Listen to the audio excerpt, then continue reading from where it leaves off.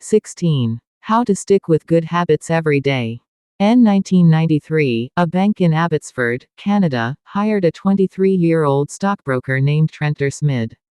Abbotsford was a relatively small suburb, tucked away in the shadow of nearby Vancouver, where most of the big business deals were being made.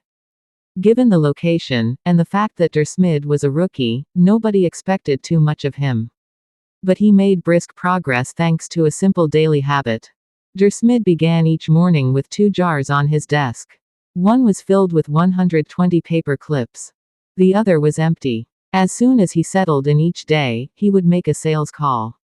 Immediately after, he would move one paper clip from the full jar to the empty jar and the process would begin again. Every morning I would start with 120 paper clips in one jar and I would keep dialing the phone until I had moved them all to the second jar, he told me. Within 18 months, Dursmid was bringing in $5 million to the firm. By age 24, he was making $75,000 per year, the equivalent of $125,000 today. Not long after, he landed a 6-figure job with another company.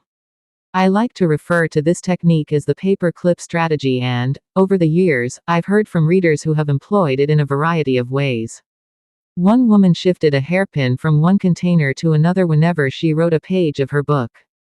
Another man moved a marble from one bin to the next after each set of push-ups. Making progress is satisfying, and visual measures, like moving paper clips or hairpins or marbles, provide clear evidence of your progress. As a result, they reinforce your behavior and add a little bit of immediate satisfaction to any activity. Visual measurement comes in many forms: food journals, workout logs, loyalty punch cards, the progress bar on a software download, even the page numbers in a book. But perhaps the best way to measure your progress is with a habit tracker. How to keep your habits on track. A habit tracker is a simple way to measure whether you did a habit. The most basic format is to get a calendar and cross off each day you stick with your routine.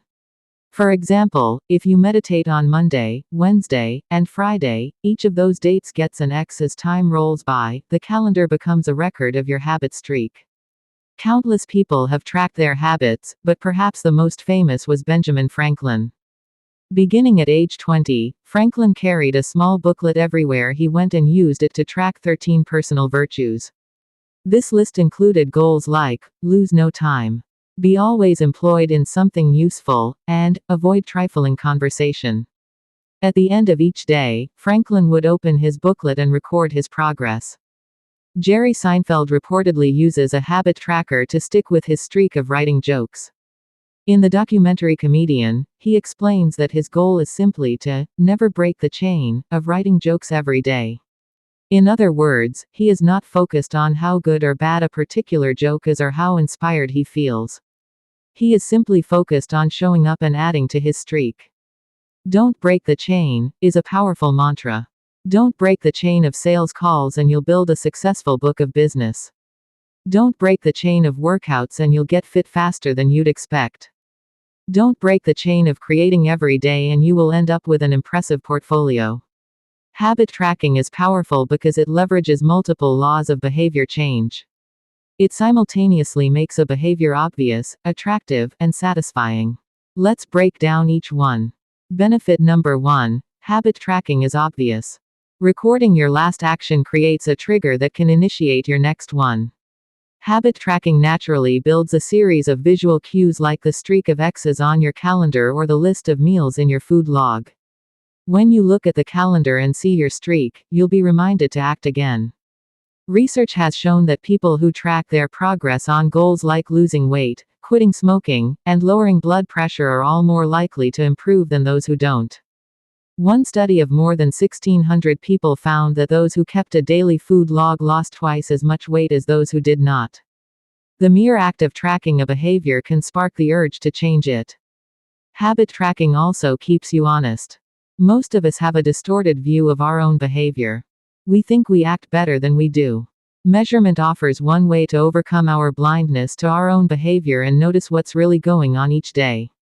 One glance at the paper clips in the container and you immediately know how much work you have or haven't been putting in. When the evidence is right in front of you, you're less likely to lie to yourself.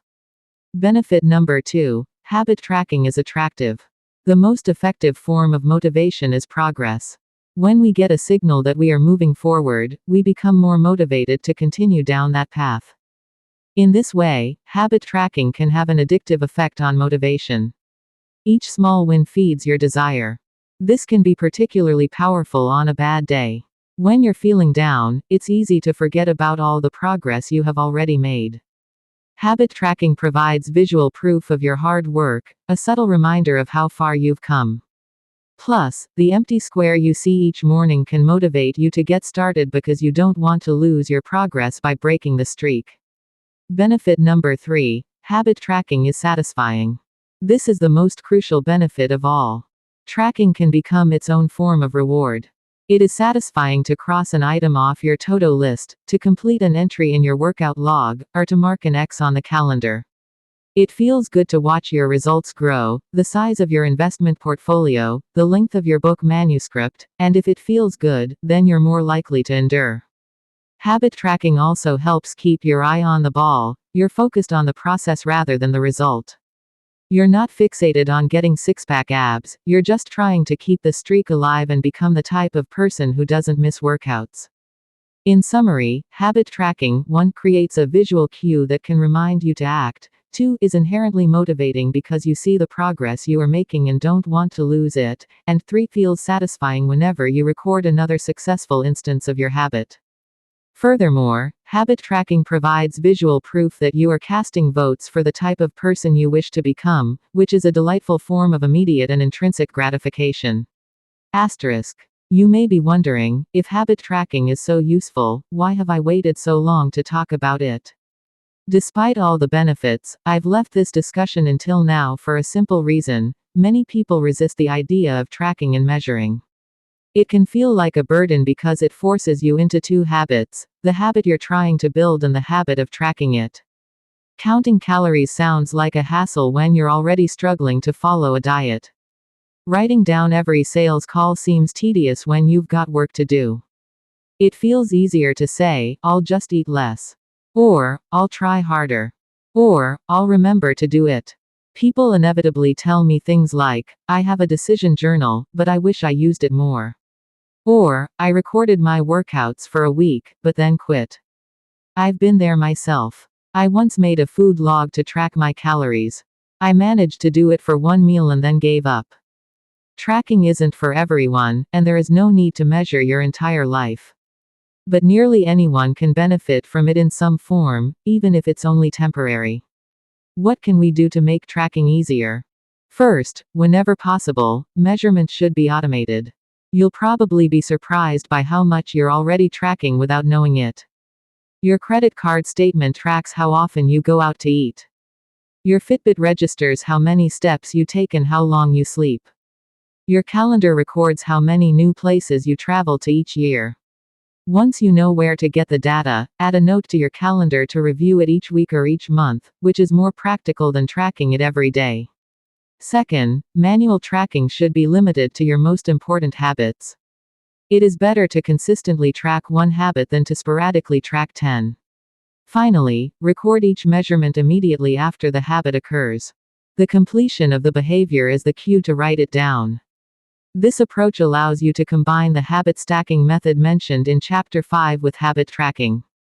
The habit stacking plus habit tracking formula is: after current habit, I will track my habit.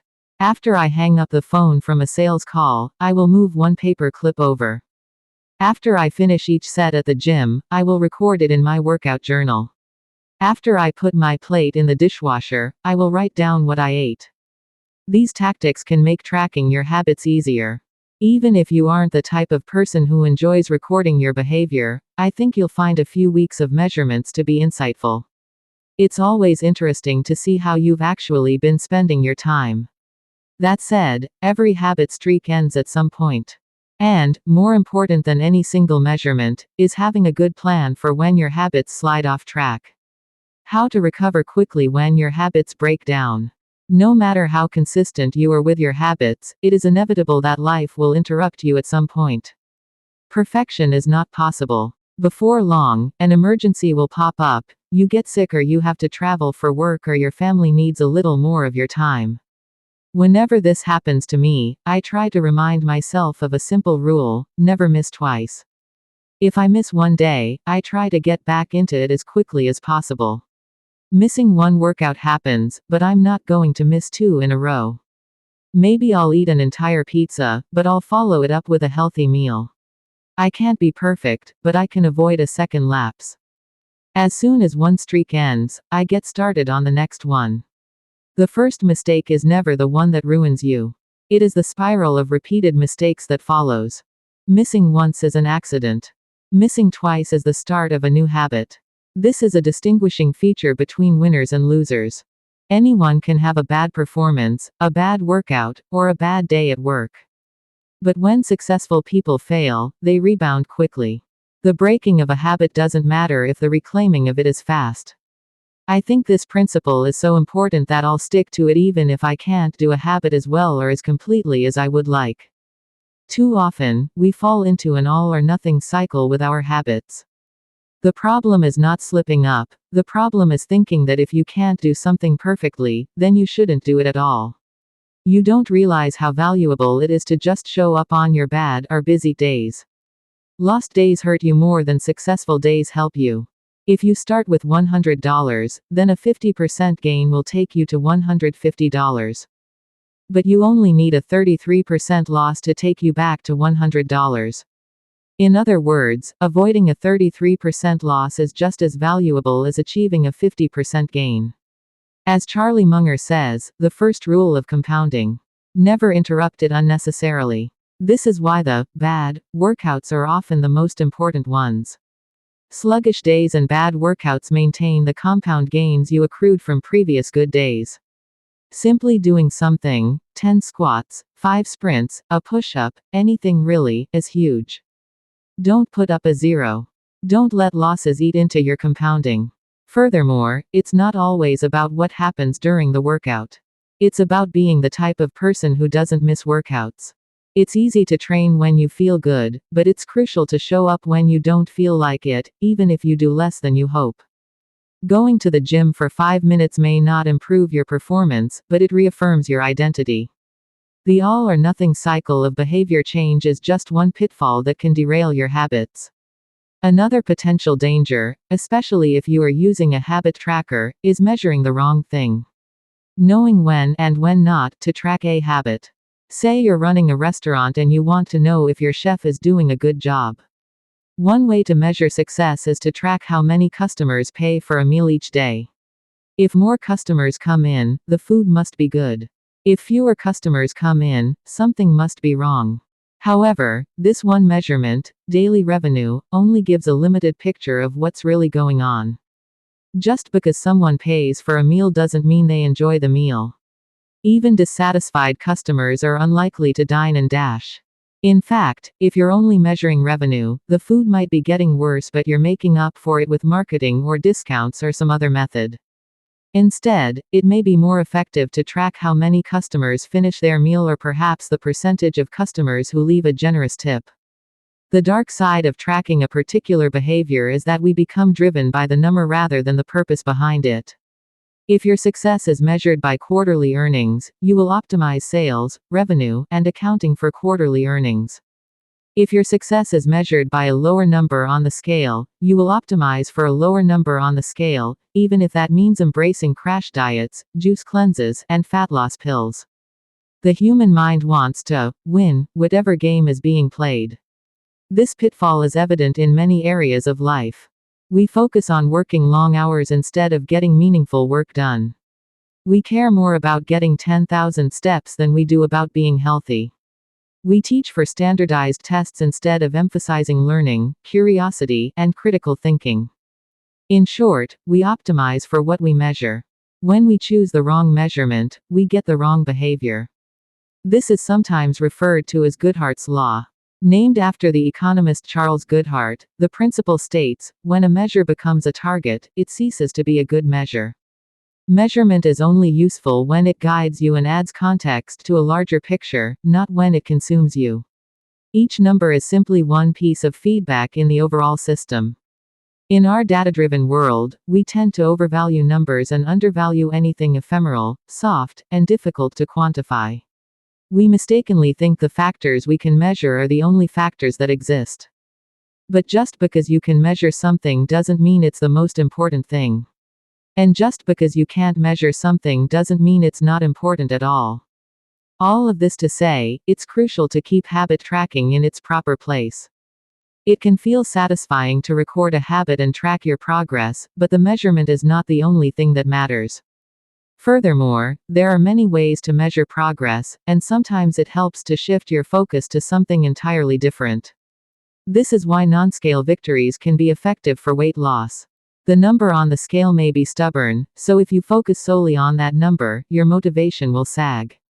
But you may notice that your skin looks better, or you wake up earlier, or your sex drive got a boost. All of these are valid ways to track your improvement. If you're not feeling motivated by the number on the scale, perhaps it's time to focus on a different measurement, one that gives you more signals of progress. No matter how you measure your improvement, habit tracking offers a simple way to make your habits more satisfying. Each measurement provides a little bit of evidence that you're moving in the right direction and a brief moment of immediate pleasure for a job well done. Chapter Summary. One of the most satisfying feelings is the feeling of making progress. A habit tracker is a simple way to measure whether you did a habit, like marking an X on a calendar. Habit trackers and other visual forms of measurement can make your habits satisfying by providing clear evidence of your progress.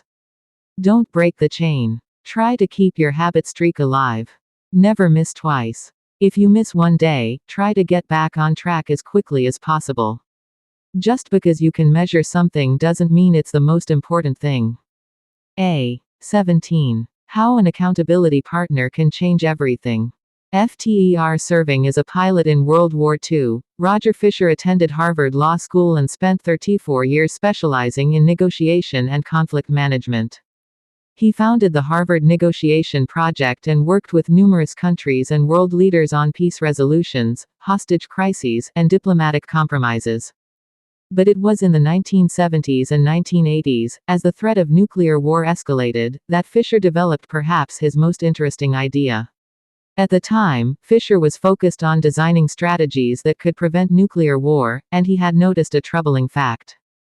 Any sitting president would have access to launch codes that could kill millions of people but would never actually see anyone die because he would always be thousands of miles away. My suggestion was quite simple, he wrote in 1981. Put that nuclear code number in a little capsule, and then implant that capsule right next to the heart of a volunteer. The volunteer would carry with him a big, heavy butcher knife as he accompanied the president. If ever the president wanted to fire nuclear weapons, the only way he could do so would be for him first, with his own hands, to kill one human being. The president says, "George, I'm sorry, but tens of millions must die." He has to look at someone and realize what death is, what an innocent death is. Blood on the White House carpet. It's reality brought home. When I suggested this to friends in the Pentagon, they said, "My God, that's terrible. Having to kill someone would distort the president's judgment. He might never push the button." Throughout our discussion of the fourth law of behavior change, we have covered the importance of making good habits immediately satisfying. Fisher's proposal is an inversion of the fourth law: make it immediately unsatisfying.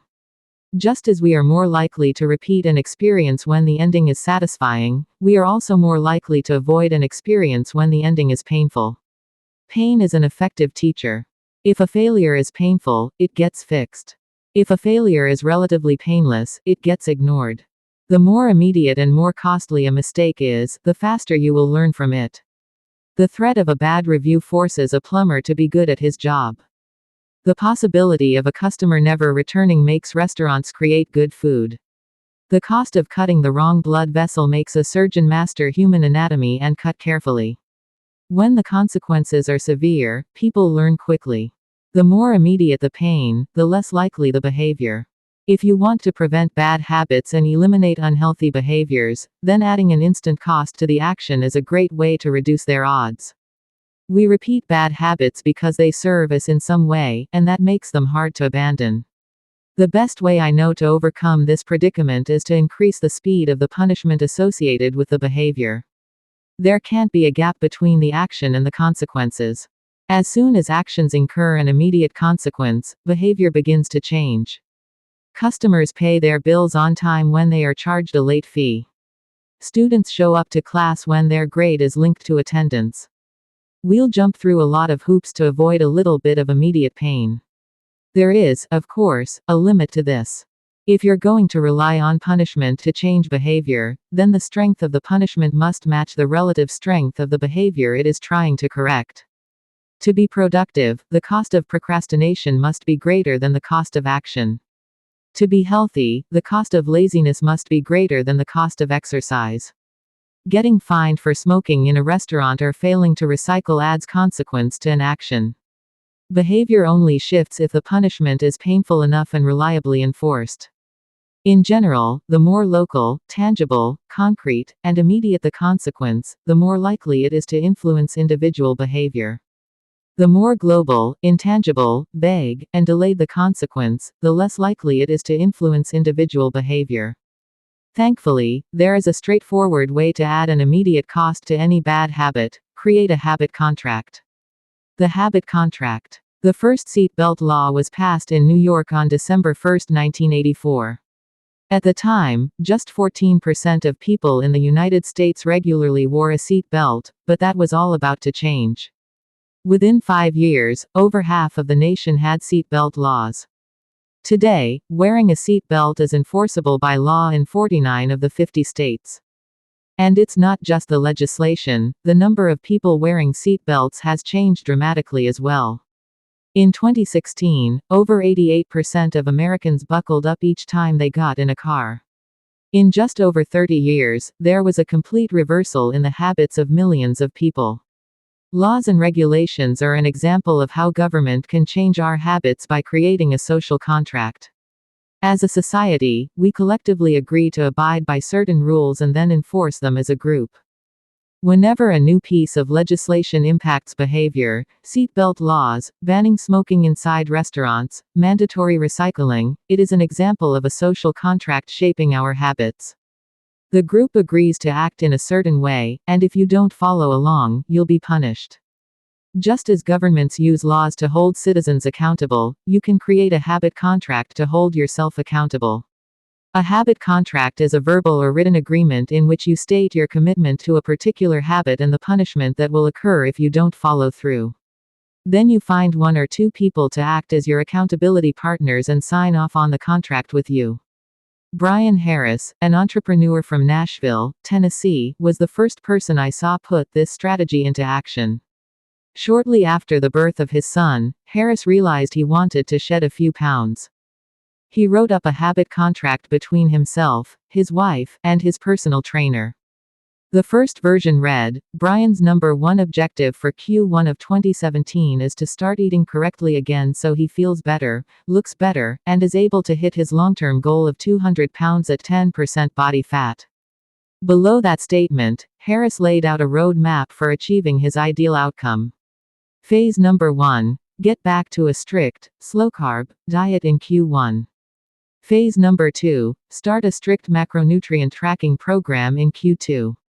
Phase number 3. Refine and maintain the details of his diet and workout program in Q3. Finally, he wrote out each of the daily habits that would get him to his goal. For example, write down all food that he consumes each day and weigh himself each day. And then he listed the punishment if he failed. If Brian doesn't do these 2 items, then the following consequence will be enforced. He will have to dress up each workday and each Sunday morning for the rest of the quarter. Dress up is defined as not wearing jeans, t-shirts, hoodies, or shorts. He will also give Joey, his trainer, $200 to use as he sees fit if he misses 1 day of logging food. At the bottom of the page, Harris, his wife, and his trainer all signed the contract. My initial reaction was that a contract like this seemed overly formal and unnecessary, especially the signatures. But Harris convinced me that signing the contract was an indication of seriousness. "Anytime I skip this part," he said, "I start slacking almost immediately." 3 months later, after hitting his targets for Q1, Harris upgraded his goals. The consequences escalated, too. If he missed his carbohydrate and protein targets, he had to pay his trainer $100. And if he failed to weigh himself, he had to give his wife $500 to use as she saw fit. Perhaps most painfully, if he forgot to run sprints, he had to dress up for work every day and wear an Alabama hat the rest of the quarter, the bitter rival of his beloved Auburn team. The strategy worked. With his wife and trainer acting as accountability partners and with the habit contract clarifying exactly what to do each day, Harris lost the weight. Asterisk. To make bad habits unsatisfying, your best option is to make them painful in the moment. Creating a habit contract is a straightforward way to do exactly that. Even if you don't want to create a full-blown habit contract, simply having an accountability partner is useful. The comedian Margaret Cho writes a joke or song every day. She does the song a day challenge with a friend, which helps them both stay accountable. Knowing that someone is watching can be a powerful motivator. You are less likely to procrastinate or give up because there is an immediate cost.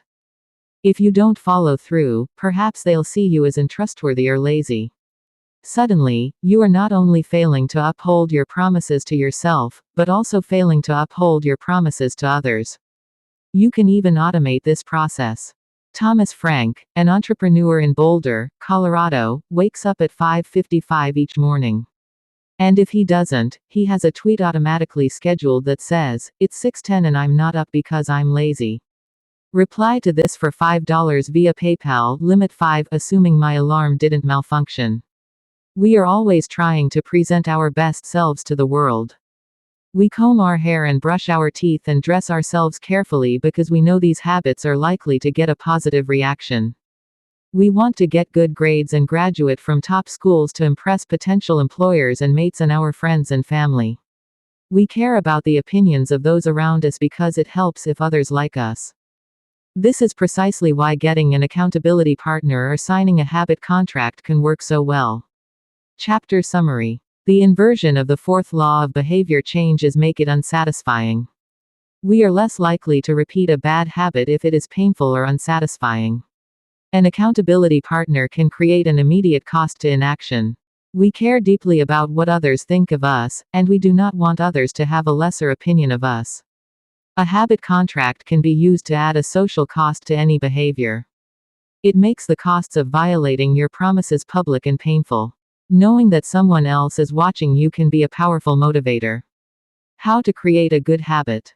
The first law, make it obvious. 1.1, fill out the habits scorecard. Write down your current habits to become aware of them. 1.2, use implementation intentions. I will behavior at time in location.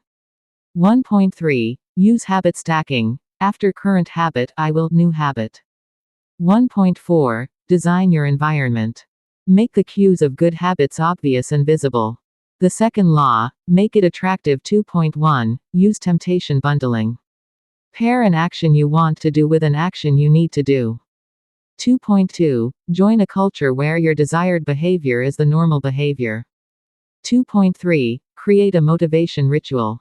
Do something you enjoy immediately before a difficult habit.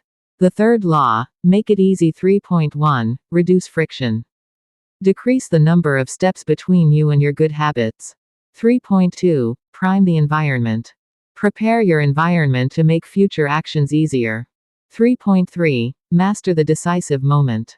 Optimize the small choices that deliver outsized impact. 3.4, use the 2-minute rule. Downscale your habits until they can be done in 2 minutes or less. 3.5, automate your habits. Invest in technology and one-time purchases that lock in future behavior. The fourth law, make it satisfying. 4.1, use reinforcement. Give yourself an immediate reward when you complete your habit. 4.2, make doing nothing enjoyable. When avoiding a bad habit, design a way to see the benefits. 4.3, use a habit tracker. Keep track of your habit streak and don't break the chain. 4.4, never miss twice. When you forget to do a habit, make sure you get back on track immediately. How to break a bad habit. Inversion of the first law, make it invisible. 1.5, reduce exposure. Remove the cues of your bad habits from your environment. Inversion of the second law, make it unattractive. 2.4, reframe your mindset. Highlight the benefits of avoiding your bad habits. Inversion of the third law, make it difficult. 3.6, increase friction. Increase the number of steps between you and your bad habits. 3.7, use a commitment device. Restrict your future choices to the ones that benefit you. Inversion of the fourth law, make it unsatisfying. Restrict your future choices to the ones that benefit you. Inversion of the fourth law, make it unsatisfying. 4.5, get an accountability partner. Ask someone to watch your behavior. 4.6, create a habit contract. Make the costs of your bad habits public and painful. You can download a printable version of this habits cheat sheet at atomichabits.com. Advanced tactics. How to go from being merely good to being truly great. 18. The truth about talent: when genes matter and when they don't. Any people are familiar with Michael Phelps, who is widely considered to be one of the greatest athletes in history. Phelps has won more Olympic medals not only than any swimmer but also more than any Olympian in any sport. Fewer people know the name Hicham El Guerrouj, but he was a fantastic athlete in his own right. El Guerrouj is a Moroccan runner who holds 2 Olympic gold medals and is one of the greatest middle-distance runners of all time. For many years, he held the world record in the mile, 1,500-meter, and 2,000-meter races. At the Olympic Games in Athens, Greece, in 2004, he won gold in the 1,500-meter and 5,000-meter races. These two athletes are wildly different in many ways. For starters, one competed on land and the other in water. But most notably, they differ significantly in height. El Guerrouj is 5 feet, 9 inches tall. Phelps is 6 feet, 4 inches tall. Despite this 7-inch difference in height, the two men are identical in one respect: Michael Phelps and Hicham El Guerrouj wear the same length inseam on their pants. How is this possible? Phelps has relatively short legs for his height and a very long torso, the perfect build for swimming. El Guerrouj has incredibly long legs and a short upper body, an ideal frame for distance running. Now, imagine if these world-class athletes were to switch sports. Given his remarkable athleticism, could Michael Phelps become an Olympic-caliber distance runner with enough training? It's unlikely. At peak fitness, Phelps weighed 194 pounds, which is 40% heavier than El Guerrouj, who competed at an ultralight 138 pounds. Taller runners are heavier runners, and every extra pound is a curse when it comes to distance running. Against elite competition, Phelps would be doomed from the start. Similarly, El Guerrouj might be one of the best runners in history, but it's doubtful he would ever qualify for the Olympics as a swimmer.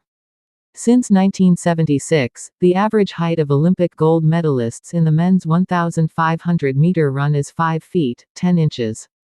In comparison, the average height of Olympic gold medalists in the men's 100-meter freestyle swim is 6 feet, 4 inches.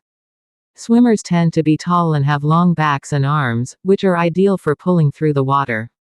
El Guerrouj would be at a severe disadvantage before he ever touched the pool. The secret to maximizing your odds of success is to choose the right field of competition. This is just as true with habit change as it is with sports and business. Habits are easier to perform, and more satisfying to stick with, when they align with your natural inclinations and abilities. Like Michael Phelps in the pool or Hicham El Guerrouj on the track, you want to play a game where the odds are in your favor. Embracing this strategy requires the acceptance of the simple truth that people are born with different abilities. Some people don't like to discuss this fact. On the surface, your genes seem to be fixed, and it's no fun to talk about things you cannot control.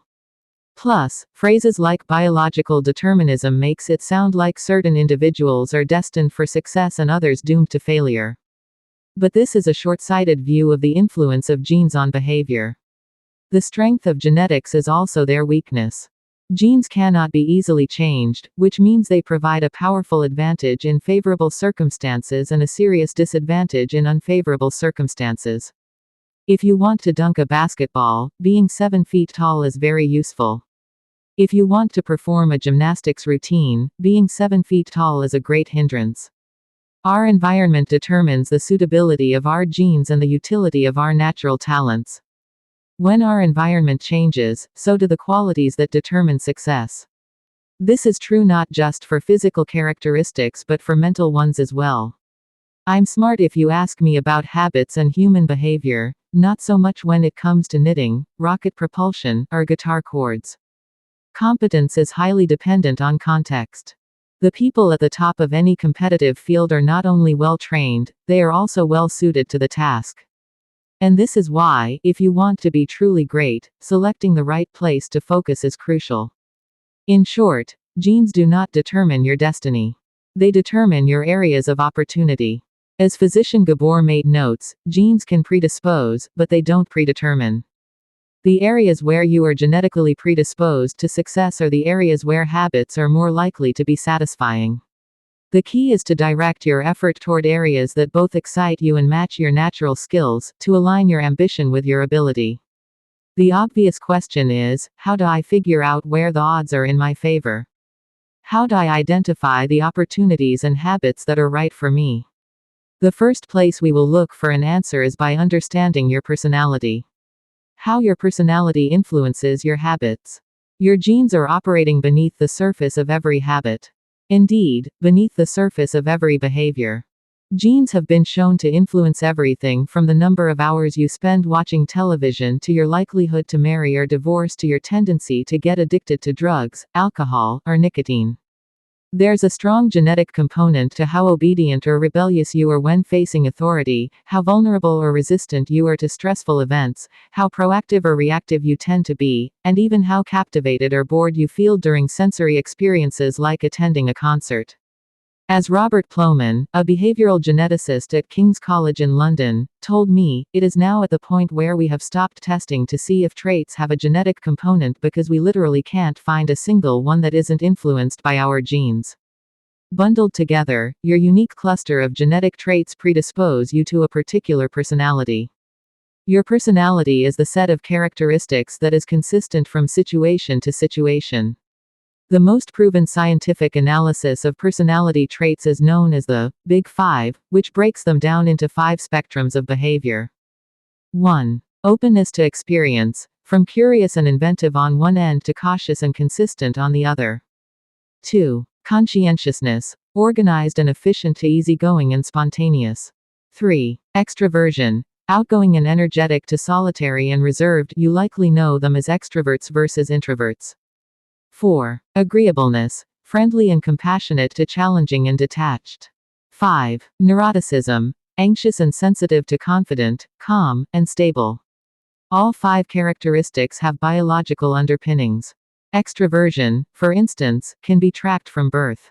If scientists play a loud noise in the nursing ward, some babies turn toward it while others turn away. When the researchers tracked these children through life, they found that the babies who turned toward the noise were more likely to grow up to be extroverts.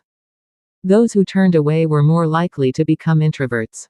People who are high in agreeableness are kind, considerate, and warm. They also tend to have higher natural oxytocin levels, a hormone that plays an important role in social bonding, increases feelings of trust, and can act as a natural antidepressant. You can easily imagine how someone with more oxytocin might be inclined to build habits like writing thank you notes or organizing social events. As a third example, consider neuroticism, which is a personality trait all people possess to various degrees. People who are high in neuroticism tend to be anxious and worry more than others. This trait has been linked to hypersensitivity of the amygdala, the portion of the brain responsible for noticing threats. In other words, people who are more sensitive to negative cues in their environment are more likely to score high in neuroticism. Our habits are not solely determined by our personalities, but there is no doubt that our genes nudge us in a certain direction. Our deeply rooted preferences make certain behaviors easier for some people than for others. You don't have to apologize for these differences or feel guilty about them, but you do have to work with them. A person who scores lower on conscientiousness, for example, will be less likely to be orderly by nature and may need to rely more heavily on environment designed to stick with good habits. As a reminder for the less conscientious readers among us, environment design is a strategy we discussed in chapters 6 and 12. The takeaway is that you should build habits that work for your personality. Asterisk. People can get ripped working out like a bodybuilder, but if you prefer rock climbing or cycling or rowing, then shape your exercise habit around your interests. If your friend follows a low-carb diet but you find that low-fat works for you, then more power to you. If you want to read more, don't be embarrassed if you prefer steamy romance novels over nonfiction. Read whatever fascinates you. Asterisk. You don't have to build the habits everyone tells you to build. Choose the habit that best suits you, not the one that is most popular. There is a version of every habit that can bring you joy and satisfaction. Find it. Habits need to be enjoyable if they are going to stick. This is the core idea behind the fourth law. Tailoring your habits to your personality is a good start, but this is not the end of the story. Let's turn our attention to finding and designing situations where you're at a natural advantage. How to find a game where the odds are in your favor. Learning to play a game where the odds are in your favor is critical for maintaining motivation and feeling successful. In theory, you can enjoy almost anything. In practice, you are more likely to enjoy the things that come easily to you. People who are talented in a particular area tend to be more competent at that task and are then praised for doing a good job. They stay energized because they are making progress where others have failed, and because they get rewarded with better pay and bigger opportunities, which not only makes them happier but also propels them to produce even higher quality work. It's a virtuous cycle. Pick the right habit and progress is easy. Pick the wrong habit and life is a struggle. How do you pick the right habit? The first step is something we covered in the third law: make it easy. In many cases, when people pick the wrong habit, it simply means they picked a habit that was too difficult. When a habit is easy, you are more likely to be successful. When you are successful, you are more likely to feel satisfied. However, there is another level to consider. In the long run, if you continue to advance and improve, any area can become challenging. At some point, you need to make sure you're playing the right game for your skill set. How do you figure that out? The most common approach is trial and error. Of course, there's a problem with this strategy: life is short. You don't have time to try every career, date every eligible bachelor, or play every musical instrument. Thankfully, there is an effective way to manage this conundrum, and it is known as the explore-exploit trade-off. In the beginning of a new activity, there should be a period of exploration. In relationships, it's called dating. In college, it's called the liberal arts. In business, it's called split testing. The goal is to try out many possibilities, research a broad range of ideas, and cast a wide net. After this initial period of exploration, shift your focus to the best solution you've found, but keep experimenting occasionally. The proper balance depends on whether you're winning or losing. If you are currently winning, you exploit, exploit, exploit. If you are currently losing, you continue to explore, explore, explore. In the long run, it is probably most effective to work on the strategy that seems to deliver the best results about 80 to 90% of the time and keep exploring with the remaining 10 to 20%. Google famously asks employees to spend 80% of the workweek on their official job and 20% on projects of their choice, which has led to the creation of blockbuster products like AdWords and Gmail. The optimal approach also depends on how much time you have. If you have a lot of time, like someone at the beginning of their career, it makes more sense to explore because once you find the right thing, you still have a good amount of time to exploit it. If you're pressed for time, say, as you come up on the deadline for a project, you should implement the best solution you've found so far and get some results. As you explore different options, there are a series of questions you can ask yourself to continually narrow in on the habits and areas that will be most satisfying to you. What feels like fun to me, but work to others? The mark of whether you are made for a task is not whether you love it but whether you can handle the pain of the task easier than most people. When are you enjoying yourself while other people are complaining? The work that hurts you less than it hurts others is the work you were made to do. What makes me lose track of time? Flow is the mental state you enter when you are so focused on the task at hand that the rest of the world fades away. This blend of happiness and peak performance is what athletes and performers experience when they are in the zone. It is nearly impossible to experience a flow state and not find the task satisfying, at least to some degree. Where do I get greater returns than the average person? We are continually comparing ourselves to those around us, and a behavior is more likely to be satisfying when the comparison is in our favor. When I started writing at jamesclear.com, my email list grew very quickly. I wasn't quite sure what I was doing well, but I knew that results seemed to be coming faster for me than for some of my colleagues, which motivated me to keep writing. What comes naturally to me? For just a moment, ignore what you have been taught. Ignore what society has told you. Ignore what others expect of you. Look inside yourself and ask, what feels natural to me? When have I felt alive? When have I felt like the real me? No internal judgments or people pleasing. No second guessing or self-criticism. Just feelings of engagement and enjoyment. Whenever you feel authentic and genuine, you are headed in the right direction. To be honest, some of this process is just luck. Michael Phelps and Hicham El Guerrouj were lucky to be born with a rare set of abilities that are highly valued by society and to be placed in the ideal environment for those abilities. We all have limited time on this planet, and the truly great among us are the ones who not only work hard but also have the good fortune to be exposed to opportunities that favor us. But what if you don't want to leave it up to luck? If you can't find a game where the odds are stacked in your favor, create one. Scott Adams, the cartoonist behind Dilbert, says, everyone has at least a few areas in which they could be in the top 25% with some effort. In my case, I can draw better than most people, but I'm hardly an artist. And I'm not any funnier than the average stand-up comedian who never makes it big, but I'm funnier than most people. The magic is that few people can draw well and write jokes. It's the combination of the two that makes what I do so rare. And when you add in my business background, suddenly I had a topic that few cartoonists could hope to understand without living it. When you can't win by being better, you can win by being different. By combining your skills, you reduce the level of competition, which makes it easier to stand out. You can shortcut the need for a genetic advantage or for years of practice by rewriting the rules. A good player works hard to win the game everyone else is playing. A great player creates a new game that favors their strengths and avoids their weaknesses. In college, I designed my own major, biomechanics, which was a combination of physics, chemistry, biology, and anatomy. I wasn't smart enough to stand out among the top physics or biology majors, so I created my own game.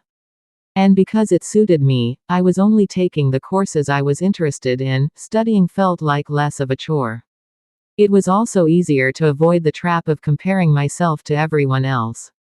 After all, nobody else was taking the same combination of classes, so who could say if they were better or worse? Specialization is a powerful way to overcome the accident of bad genetics. The more you master a specific skill, the harder it becomes for others to compete with you. Many bodybuilders are stronger than the average arm wrestler, but even a massive bodybuilder may lose at arm wrestling because the arm wrestling champ has very specific strength. Even if you're not the most naturally gifted, you can often win by being the best in a very narrow category. Boiling water will soften a potato but harden an egg. You can't control whether you're a potato or an egg, but you can decide to play a game where it's better to be hard or soft. If you can find a more favorable environment, you can transform the situation from one where the odds are against you to one where they are in your favor. How to get the most out of your genes. Our genes do not eliminate the need for hard work. They clarify it. They tell us what to work hard on. Once we realize our strengths, we know where to spend our time and energy. We know which types of opportunities to look for and which types of challenges to avoid. The better we understand our nature, the better our strategy can be. Biological differences matter. Even so, it's more productive to focus on whether you are fulfilling your own potential than comparing yourself to someone else. The fact that you have a natural limit to any specific ability has nothing to do with whether you are reaching the ceiling of your capabilities. People get so caught up in the fact that they have limits that they rarely exert the effort required to get close to them. Furthermore, genes can't make you successful if you're not doing the work. Yes, it's possible that the ripped trainer at the gym has better genes, but if you haven't put in the same reps, it's impossible to say if you have been dealt a better or worse genetic hand. Until you work as hard as those you admire, don't explain away their success as luck. In summary, one of the best ways to ensure your habits remain satisfying over the long run is to pick behaviors that align with your personality and skills. Work hard on the things that come easy. Chapter Summary. The secret to maximizing your odds of success is to choose the right field of competition. Pick the right habit and progress is easy. Pick the wrong habit and life is a struggle. Genes cannot be easily changed, which means they provide a powerful advantage in favorable circumstances and a serious disadvantage in unfavorable circumstances. Habits are easier when they align with your natural abilities. Choose the habits that best suit you. Play a game that favors your strengths. If you can't find a game that favors you, create one. Genes do not eliminate the need for hard work. They clarify it. They tell us what to work hard on. 19. The Goldilocks Rule: How to Stay Motivated in Life and Work. In 1955, Disneyland had just opened in Anaheim, California, when a 10-year-old boy walked in and asked for a job. Labor laws were loose back then and the boy managed to land a position selling guidebooks for 50 cents apiece. Within a year, he had transitioned to Disney's Magic Shop, where he learned tricks from the older employees. He experimented with jokes and tried out simple routines on visitors. Soon he discovered that what he loved was not performing magic but performing in general. He set his sights on becoming a comedian. Beginning in his teenage years, he started performing in little clubs around Los Angeles. The crowds were small and his act was short. He was rarely on stage for more than 5 minutes. Most of the people in the crowd were too busy drinking or talking with friends to pay attention.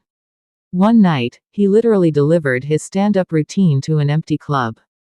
It wasn't glamorous work, but there was no doubt he was getting better. His first routines would only last 1 or 2 minutes. By high school, his material had expanded to include a 5-minute act and, a few years later, a 10-minute show. At 19, he was performing weekly for 20 minutes at a time. He had to read 3 poems during the show just to make the routine long enough, but his skills continued to progress. He spent another decade experimenting, adjusting, and practicing. He took a job as a television writer and, gradually, he was able to land his own appearances on talk shows. By the mid-1970s, he had worked his way into being a regular guest on The Tonight Show and Saturday Night Live. Finally, after nearly 15 years of work, the young man rose to fame. He toured 60 cities in 6 to 3 days. Then 72 cities in 80 days. Then 85 cities in 90 days. He had 18,695 people attend one show in Ohio. Another 45,000 tickets were sold for his 3-day show in New York. He catapulted to the top of his genre and became one of the most successful comedians of his time. His name is Steve Martin. Martin's story offers a fascinating perspective on what it takes to stick with habits for the long run. Comedy is not for the timid. It is hard to imagine a situation that would strike fear into the hearts of more people than performing alone on stage and failing to get a single laugh. And yet Steve Martin faced this fear every week for 18 years. In his words, 10 years spent learning, 4 years spent refining, and 4 years is a wild success. Why is it that some people, like Martin, stick with their habits, whether practicing jokes or drawing cartoons or playing guitar, while most of us struggle to stay motivated? How do we design habits that pull us in rather than ones that fade away? Scientists have been studying this question for many years. While there is still much to learn, one of the most consistent findings is that the way to maintain motivation and achieve peak levels of desire is to work on tasks of just manageable difficulty. The human brain loves a challenge, but only if it is within an optimal zone of difficulty. If you love tennis and try to play a serious match against a 4-year-old, you will quickly become bored. It's too easy. You'll win every point. In contrast, if you play a professional tennis player like Roger Federer or Serena Williams, you will quickly lose motivation because the match is too difficult. Now consider playing tennis against someone who is your equal. As the game progresses, you win a few points and you lose a few. You have a good chance of winning, but only if you really try. Your focus narrows, distractions fade away, and you find yourself fully invested in the task at hand. This is a challenge of just manageable difficulty, and it is a prime example of the Goldilocks rule. The Goldilocks rule states that humans experience peak motivation when working on tasks that are right on the edge of their current abilities. Not too hard. Not too easy. Just right. The Goldilocks rule. Figure 15. Maximum motivation occurs when facing a challenge of just manageable difficulty. In psychology research, this is known as the Yerkes-Dodson law, which describes the optimal level of arousal as the midpoint between boredom and anxiety. Martin's comedy career is an excellent example of the Goldilocks rule in practice. Each year, he expanded his comedy routine, but only by a minute or two. He was always adding new material, but he also kept a few jokes that were guaranteed to get laughs. There were just enough victories to keep him motivated and just enough mistakes to keep him working hard. When you're starting a new habit, it's important to keep the behavior as easy as possible so you can stick with it even when conditions aren't perfect. This is an idea we covered in detail while discussing the third law of behavior change. Once a habit has been established, however, it's important to continue to advance in small ways. These little improvements and new challenges keep you engaged. And if you hit the Goldilocks zone just right, you can achieve a flow state. Asterisk. A flow state is the experience of being in the zone and fully immersed in an activity. Scientists have tried to quantify this feeling. They found that to achieve a state of flow, a task must be roughly 4% beyond your current ability. In real life, it's typically not feasible to quantify the difficulty of an action in this way, but the core idea of the Goldilocks rule remains: working on challenges of just manageable difficulty, something on the perimeter of your ability, seems crucial for maintaining motivation. Improvement requires a delicate balance. You need to regularly search for challenges that push you to your edge while continuing to make enough progress to stay motivated. Behaviors need to remain novel in order for them to stay attractive and satisfying. Without variety, we get bored. And boredom is perhaps the greatest villain on the quest for self-improvement. How to stay focused when you get bored working on your goals. After my baseball career ended, I was looking for a new sport. I joined a weightlifting team, and one day an elite coach visited our gym. He had worked with thousands of athletes during his long career, including a few Olympians. I introduced myself and we began talking about the process of improvement. What's the difference between the best athletes and everyone else? I asked. What do the really successful people do that most don't? He mentioned the factors you might expect: genetics, luck, talent. But then he said something I wasn't expecting. At some point it comes down to who can handle the boredom of training every day, doing the same lifts over and over and over. His answer surprised me because it's a different way of thinking about work ethic. People talk about getting amped up to work on their goals. Whether it's business or sports or art, you hear people say things like, "It all comes down to passion." Or, "You have to really want it." As a result, many of us get depressed when we lose focus or motivation because we think that successful people have some bottomless reserve of passion. But this coach was saying that really successful people feel the same lack of motivation as everyone else. The difference is that they still find a way to show up despite the feelings of boredom. Mastery requires practice. But the more you practice something, the more boring and routine it becomes. Once the beginner gains have been made and we learn what to expect, our interest starts to fade. Sometimes it happens even faster than that. All you have to do is hit the gym a few days in a row or publish a couple of blog posts on time, and letting one day slip doesn't feel like much. Things are going well. It's easy to rationalize taking a day off because you're in a good place. The greatest threat to success is not failure but boredom. We get bored with habits because they stop delighting us. The outcome becomes expected. And as our habits become ordinary, we start derailing our progress to seek novelty.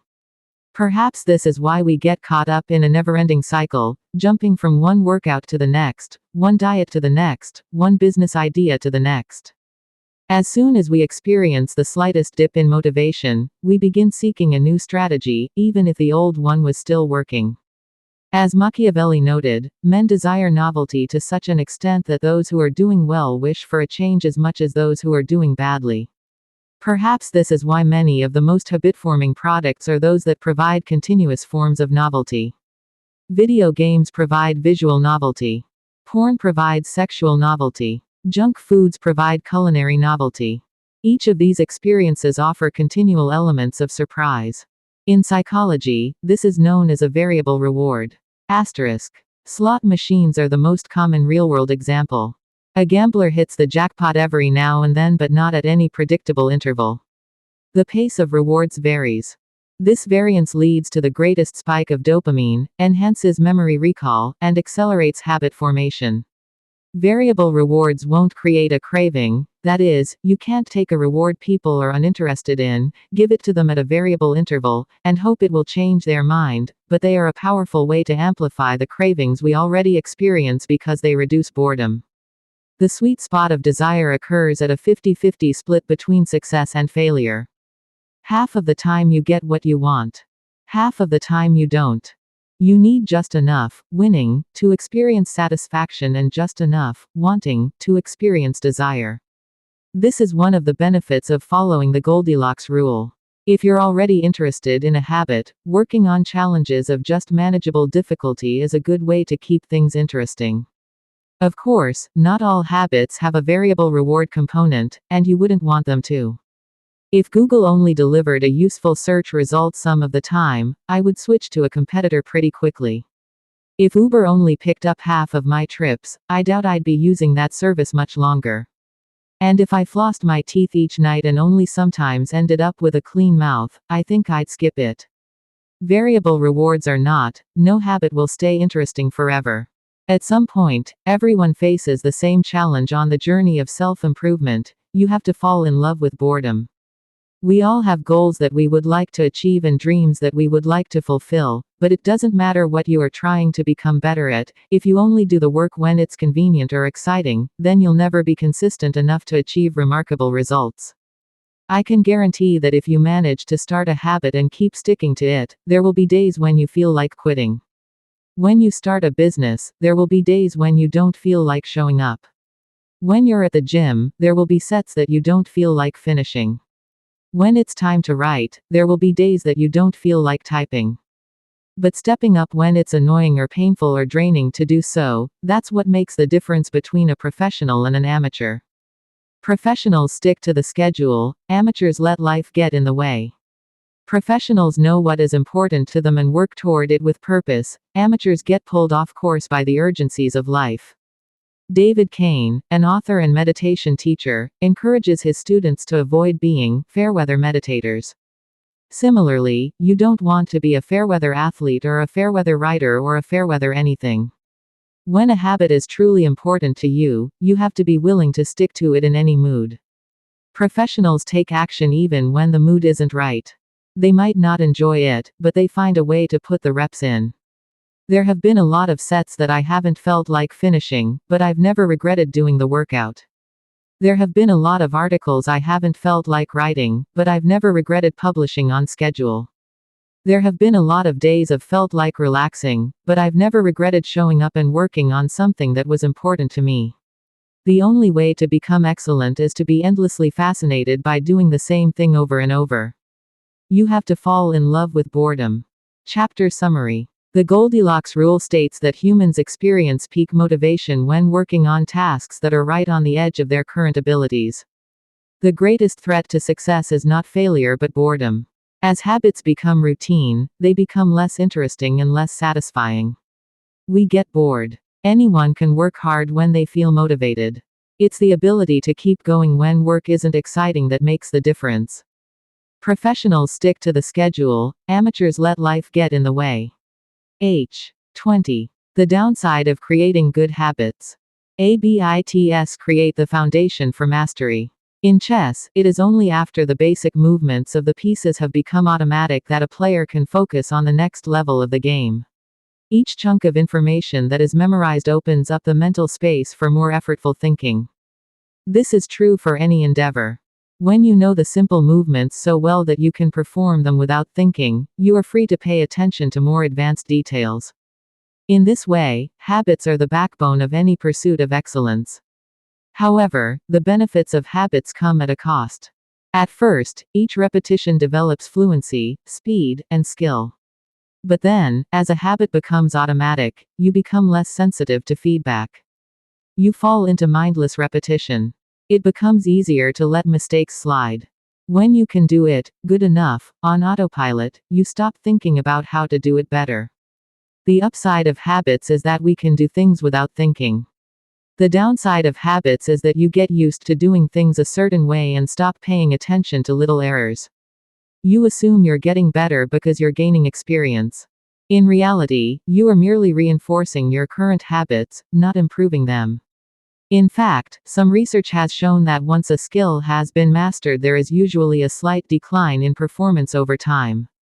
Usually, this minor dip in performance is no cause for worry.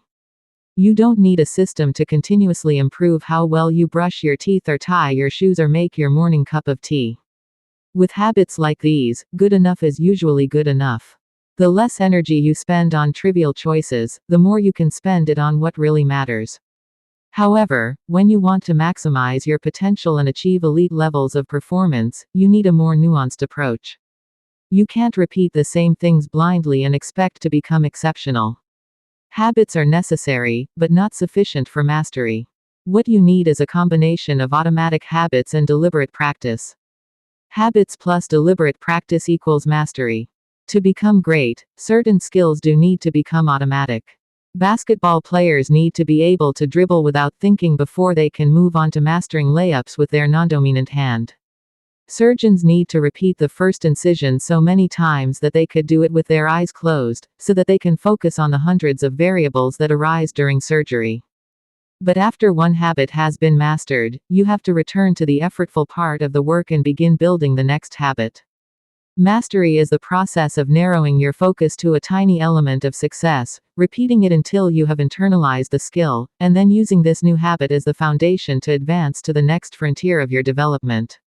Old tasks become easier the second time around, but it doesn't get easier overall because now you're pouring your energy into the next challenge.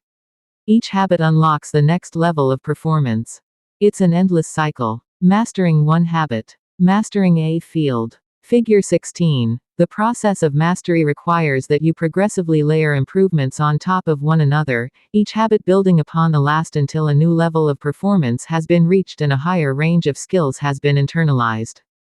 Although habits are powerful, what you need is a way to remain conscious of your performance over time, so you can continue to refine and improve.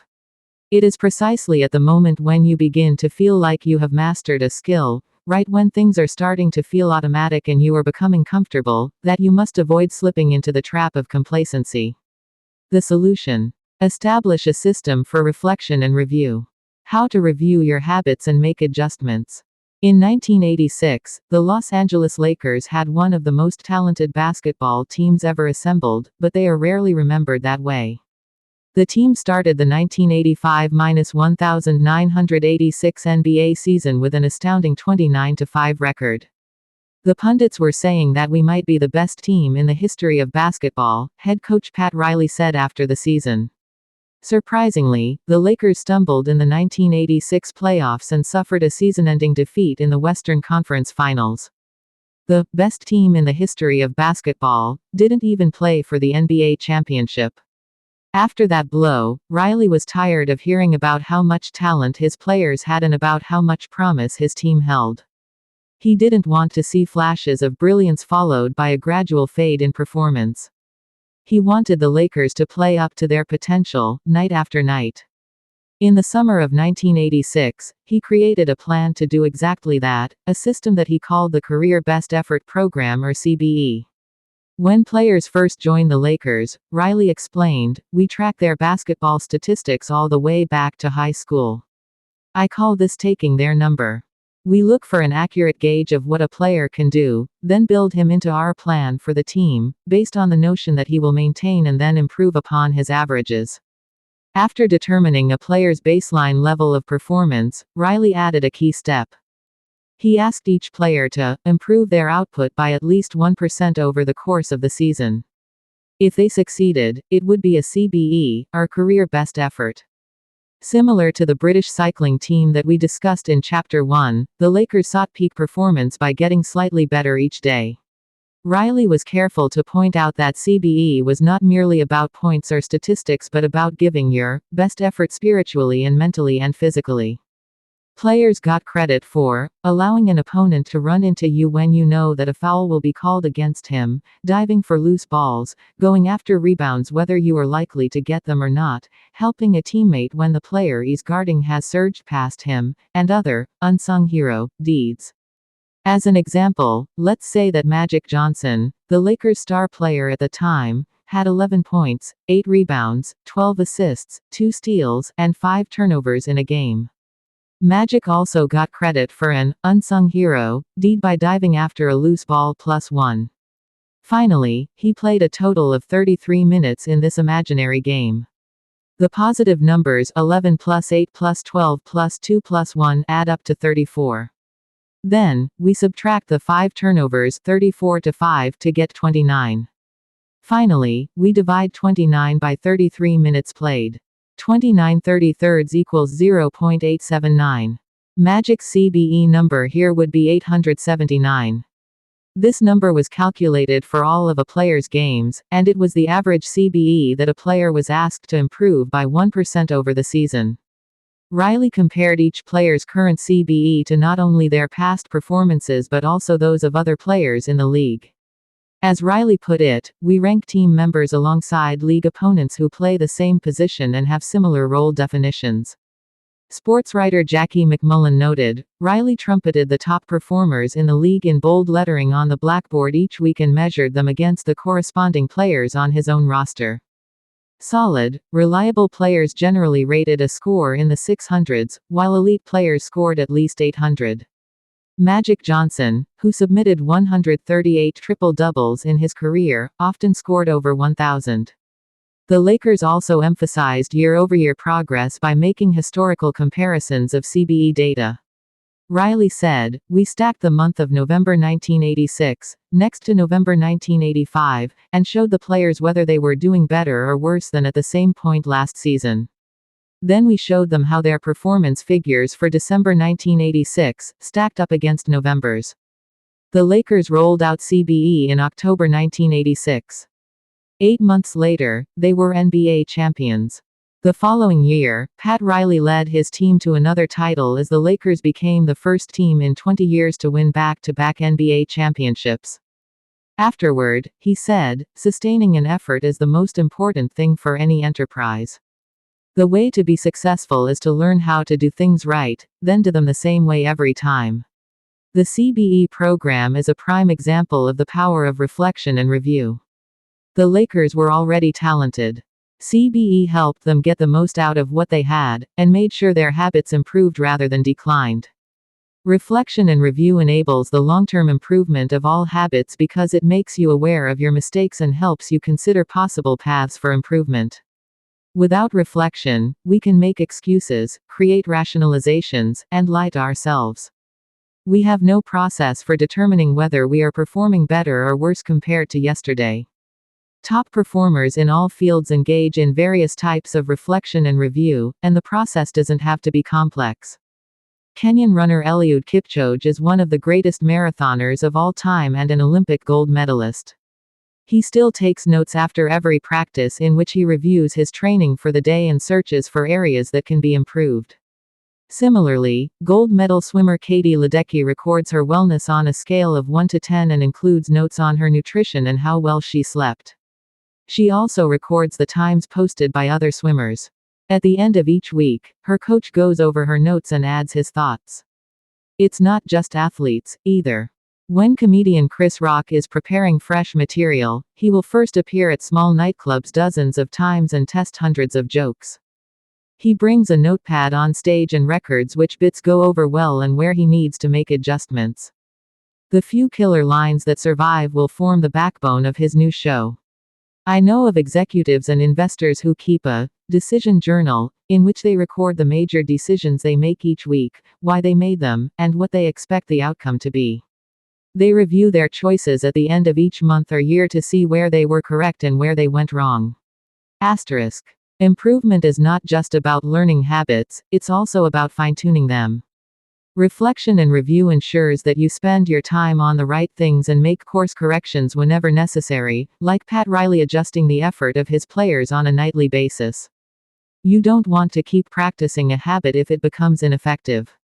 Personally, I employ two primary modes of reflection and review. Each December, I perform an annual review, in which I reflect on the previous year. I tally my habits for the year by counting up how many articles I published, how many workouts I put in, how many new places I visited, and more. Asterisk. Then, I reflect on my progress or lack thereof by answering 3 questions. 1. What went well this year? 2. What didn't go so well this year? 3. What did I learn? 6 months later, when summer rolls around, I conduct an integrity report. Like everyone, I make a lot of mistakes. My integrity report helps me realize where I went wrong and motivates me to get back on course. I use it as a time to revisit my core values and consider whether I have been living in accordance with them. This is when I reflect on my identity and how I can work toward being the type of person I wish to become. Asterisk. My yearly integrity report answers 3 questions. 1. What are the core values that drive my life and work?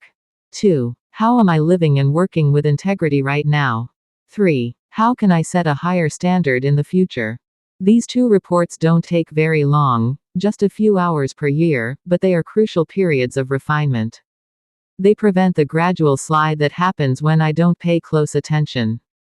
They provide an annual reminder to revisit my desired identity and consider how my habits are helping me become the type of person I wish to be. They indicate when I should upgrade my habits and take on new challenges and when I should dial my efforts back and focus on the fundamentals. Reflection can also bring a sense of perspective. Daily habits are powerful because of how they compound, but worrying too much about every daily choice is like looking at yourself in the mirror from an inch away. You can see every imperfection and lose sight of the bigger picture. There is too much feedback. Conversely, never reviewing your habits is like never looking in the mirror. You aren't aware of easily fixable flaws, a spot on your shirt, a bit of food in your teeth. There is too little feedback. Periodic reflection and review is like viewing yourself in the mirror from a conversational distance. You can see the important changes you should make without losing sight of the bigger picture. You want to view the entire mountain range, not obsess over each peak and valley. Finally, reflection and review offers an ideal time to revisit one of the most important aspects of behavior change: identity. How to break the beliefs that hold you back. In the beginning, repeating a habit is essential to build up evidence of your desired identity. As you latch onto that new identity, however, those same beliefs can hold you back from the next level of growth. When working against you, your identity creates a kind of pride that encourages you to deny your weak spots and prevents you from truly growing. This is one of the greatest downsides of building habits.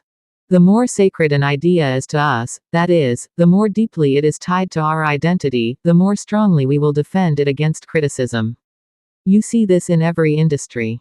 The schoolteacher who ignores innovative teaching methods and sticks with her tried and true lesson plans. The veteran manager who is committed to doing things his way. The surgeon who dismisses the ideas of her younger colleagues. The band who produces a mint-blowing first album and then gets stuck in a rut. The tighter we cling to an identity, the harder it becomes to grow beyond it.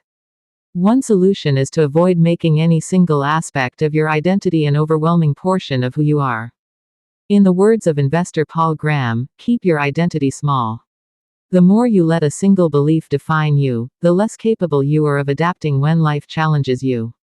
If you tie everything up in being the point guard or the partner at the firm or whatever else, then the loss of that facet of your life will wreck you. If you're a vegan and then develop a health condition that forces you to change your diet, you'll have an identity crisis on your hands. When you cling too tightly to one identity, you become brittle. Lose that one thing and you lose yourself. For most of my young life, being an athlete was a major part of my identity.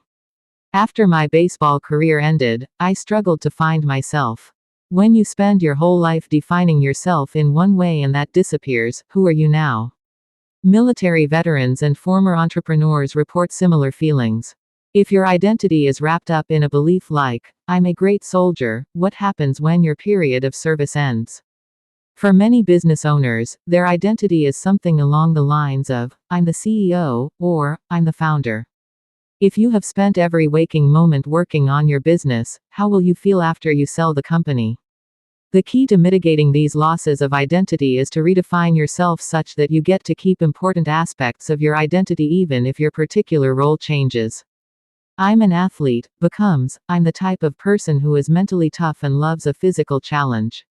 I'm a great soldier transforms into, I'm the type of person who is disciplined, reliable, and great on a team. I'm the CEO translates to, I'm the type of person who builds and creates things. When chosen effectively, an identity can be flexible rather than brittle. Like water flowing around an obstacle, your identity works with the changing circumstances rather than against them. The following quote from the Tao Te Ching encapsulates the ideas perfectly. Men are born soft and supple. Dead, they are stiff and hard. Plants are born tender and pliant. Dead, they are brittle and dry. Thus whoever is stiff and inflexible is a disciple of death. Whoever is soft and yielding is a disciple of life. The hard and stiff will be broken. The soft and supple will prevail. Lao Tzu. Habits deliver numerous benefits, but the downside is that they can lock us into our previous patterns of thinking and acting, even when the world is shifting around us. Everything is impermanent. Life is constantly changing, so you need to periodically check in to see if your old habits and beliefs are still serving you. A lack of self-awareness is poison. Reflection and review is the antidote. Chapter summary. The upside of habits is that we can do things without thinking. The downside is that we stop paying attention to little errors. Habits plus deliberate practice equals mastery. Reflection and review is a process that allows you to remain conscious of your performance over time. The tighter we cling to an identity, the harder it becomes to grow beyond it. Conclusion. The secret to results that last. Here is an ancient Greek parable known as the Sorites paradox, which talks about the effect one small action can have when repeated enough times. One formulation of the paradox goes as follows: can one coin make a person rich? If you give a person a pile of 10 coins, you wouldn't claim that he or she is rich. But what if you add another? And another? And another? At some point, you will have to admit that no one can be rich unless one coin can make him or her so. We can say the same about atomic habits. Can one tiny change transform your life? It's unlikely you would say so. But what if you made another? And another? And another? At some point, you will have to admit that your life was transformed by one small change. The holy grail of habit change is not a single 1% improvement, but 1,000 of them. It's a bunch of atomic habits stacking up, each one a fundamental unit of the overall system. In the beginning, small improvements can often seem meaningless because they get washed away by the weight of the system.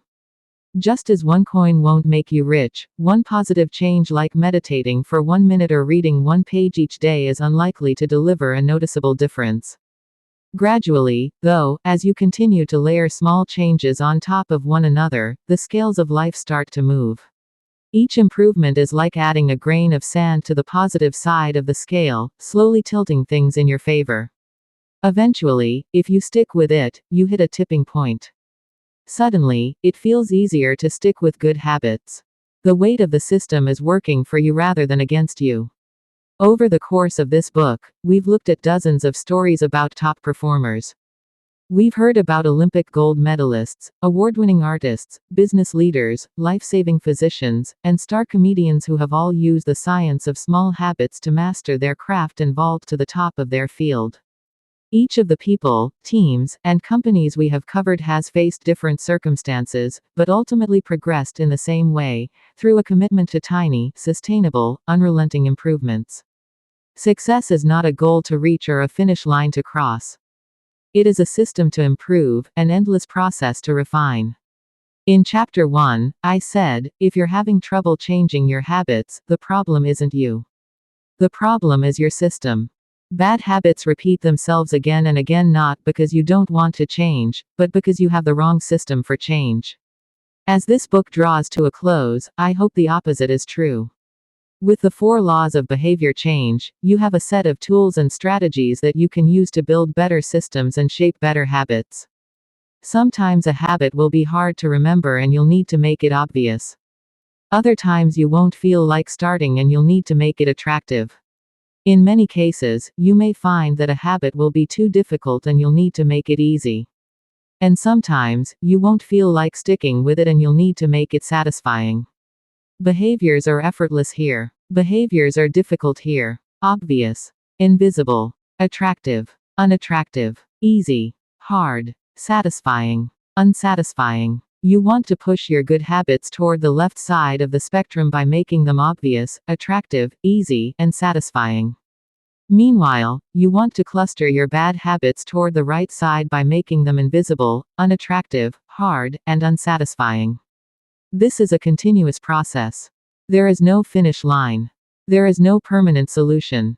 Whenever you're looking to improve, you can rotate through the 4 laws of behavior change until you find the next bottleneck. Make it obvious. Make it attractive. Make it easy. Make it satisfying. Round and round. Always looking for the next way to get 1% better. The secret to getting results that last is to never stop making improvements. It's remarkable what you can build if you just don't stop. It's remarkable the business you can build if you don't stop working. It's remarkable the body you can build if you don't stop training. It's remarkable the knowledge you can build if you don't stop learning. It's remarkable the fortune you can build if you don't stop saving. It's remarkable the friendships you can build if you don't stop caring. Small habits don't add up. They compound. That's the power of atomic habits. Tiny changes. Remarkable results.